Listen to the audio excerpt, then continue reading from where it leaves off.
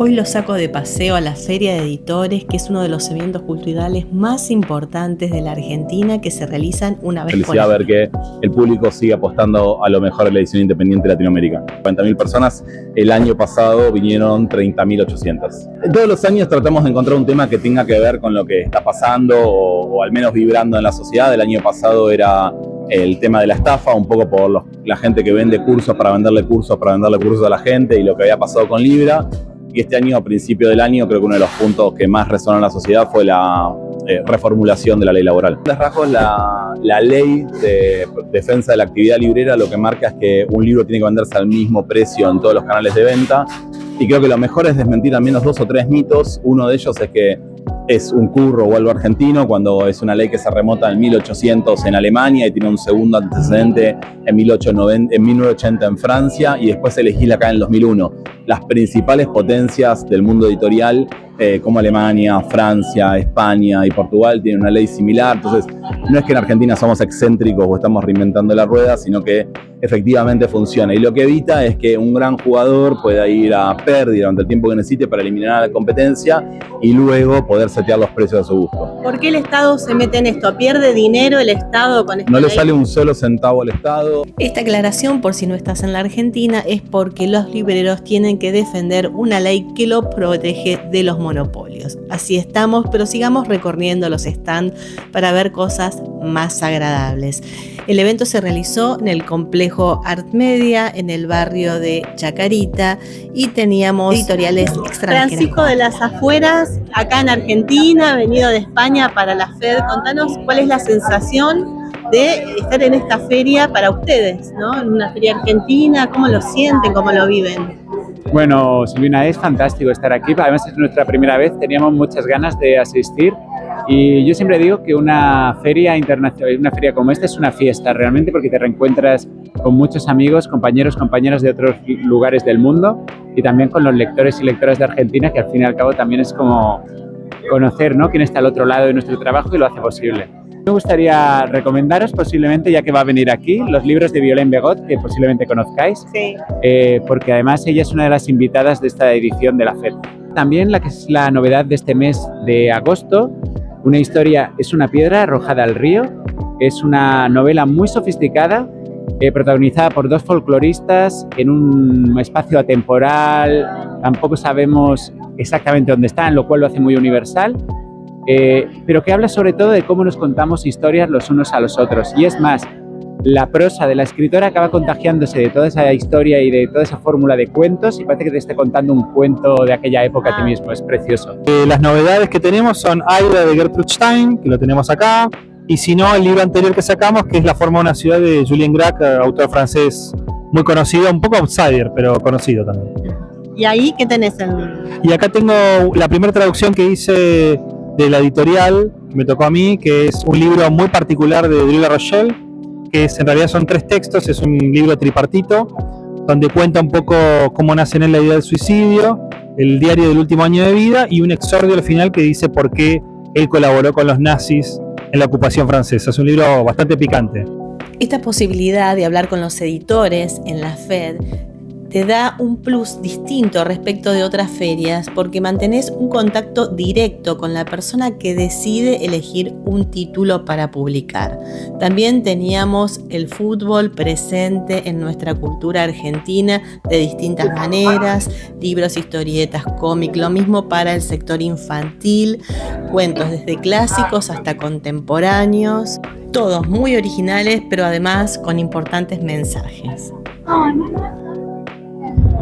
La feria coincidió también con la defensa de la ley de tierras, una iniciativa del gobierno nacional que pretendía rifar partes de nuestro país y que no tuvo el consenso adecuado en el Congreso. Pero bueno, sigamos recorriendo libros donde, por ejemplo, también vemos grandes plumas de la historia, elementos vinculados al libro como bolsitas para guardarlos, ediciones muy bellas de clásicos no tan conocidos y también literatura de países muy alejados de la Argentina, literatura con un toque femenino comprometido, También tenemos un poco de oscuridad con Interzona y clásicos y manuales de escritura y recolección de cuentos de distintos países. También, por supuesto, libros políticos como los que nos trae Editorial Marea para mantener viva la memoria, y teníamos merchandising también de la feria con libritos de lecturas ya leídas. En fin, fue una fiesta estos 4 días que duró el evento, pero sigamos escuchando. Caracterizamos por publicar autores migrantes, es decir, autores que viven fuera de su país de origen. Son argentinos, latinoamericanos, escriben en castellano y viven afuera. Y lo que queremos hacer es que, aunque vivan afuera, puedan ser leídos en su lugar de origen. ¿Cómo están? Bueno, Minúscula tiene distintas colecciones. Por un lado tenemos esta colección que es la de los libritos más así, con la basulada, donde se le pone particular importancia al lugar donde suceden las historias. En esa misma colección tenemos Crónicas Berlinesas, un clásico, Cábana también, de Esther Gross. Y luego tenemos, por ejemplo, la colección de estos libros que tienen la cobertura verde, que tratan son ensayos, biografías, libros más particulares. Y luego tienen una colección muy interesante que se centran en la cultura alemana, la cuestión de la lengua, el periodo nazi, y bueno, por supuesto, toda la colección de clásicos de Shirley Jackson y novelas. Esta es una novela. Este libro, Razones y Osadías, es un libro muy poco conocido de Flaubert. Son las cartas que él se escribió y se mandó con amigos, socios, editores, amantes, y este es una compilación que la hizo el traductor Jordi Jovet. Es una selección que nosotros agrupamos por temática, ¿no? Entonces tenemos todas las cartas que hablan sobre política, religión, historia, otras de amor, sexo y mujeres. Entonces conocemos a Al Flaubert, que no es escritor, a la persona. Son muy divertidas, algunas cosas muy polémicas, pero es un libro que yo recomiendo mucho y está dentro de la colección epistolar que tenemos. Así que bueno, Razones y Osadías de Flaubert. Bueno, este es uno de los primeros títulos que publicamos en la editorial, se llama Contra la Verdad, ensayos tempranos, y la idea, bueno, repongo un poco el contexto histórico, es en ese momento que estaba en plena discusión como pública el concepto de posverdad, decidimos que sería un buen aporte editorial reponer un poco quién había sido el que había habilitado la crítica al concepto de verdad. Y de nuestra perspectiva ese fue Nietzsche, entonces lo que hicimos fue hacer una selección de 3 textos tempranos en su producción filosófica donde retoma justamente la crítica al concepto de la verdad. Y esos son, el texto principal de este libro es sobre verdad y mentira en sentido extramoral. Pero bueno, es una edición bilingüe, viene con una introducción de Virginia Cano al pensamiento de Nietzsche en general y a estos textos en particular. Y bueno, la verdad que es un excelente libro, sobre todo para alguien que se quiera acercar a la obra de Nietzsche. Novedad, acá tenemos No sé de quién son mis manos, de Eileen Pitluck. Se trata sobre una primera persona, desde una señora que cuenta su vida, su pasado a través de la memoria y su vínculo con su cuidadora y sus familiares. Lo recomiendo mucho. Bosque Energético, si quieren diarios íntimos, vienen acá. Sí, estamos desde 2022, lo único que publicamos son diarios íntimos. La primera publicación fue Diario Inconsciente de Santiago Loza y ya vamos por la publicación número 17, que es la novedad, Diario de un dolor de Ana Ojeda. ¿La novedad cuál es? Bueno, la novedad exclusiva que estamos estrenando acá en la FED es Salvador, una novela de Sebastián Hipólito, una novela de un autor marplatense que transcurre en Mar del Plata.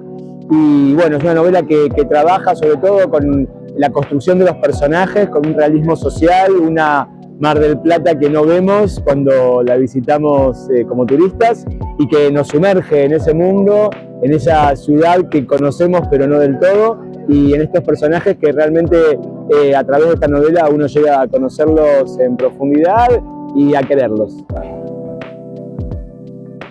Bueno, quiero recomendar este libro que es El verano de la serpiente de Cecilia Udave. Es una escritora mexicana, es una novela sobre la infancia de una niña en México y es obviamente un verano.